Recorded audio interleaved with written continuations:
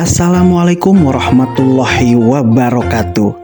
Naik delman ke Pinang Ranti, bawe selampe warnanya belang. Biar zaman terus berganti, budaya kita jangan sampai hilang.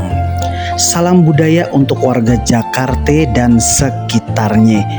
Jumpa lagi masih bersama Beras Maur yang menyajikan tontonan budaya Jakarta, yaitu Palang Pintu Betawi, yang mana sudah melegenda sejak abad ke-18, yang secara filosofis sebagai tantangan yang diberikan untuk bisa masuk ke dalam acara tersebut.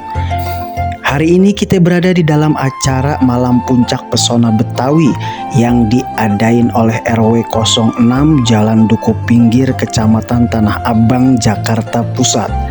Berikut ini merupakan palang pintu generasi penerus yang dipunggawai oleh anak-anak muda dari kolaborasi 3 perguruan aliran main silat tradisional asli dari Tanah Abang, yaitu Sabeni, Rahmat, Beksi, atau yang biasa disingkat dengan kata serabut Tanah Abang. Golok pijar serta pembawaan karakter yang lucu merupakan ciri khas dari tim ini. Untuk keseruannya seperti apa?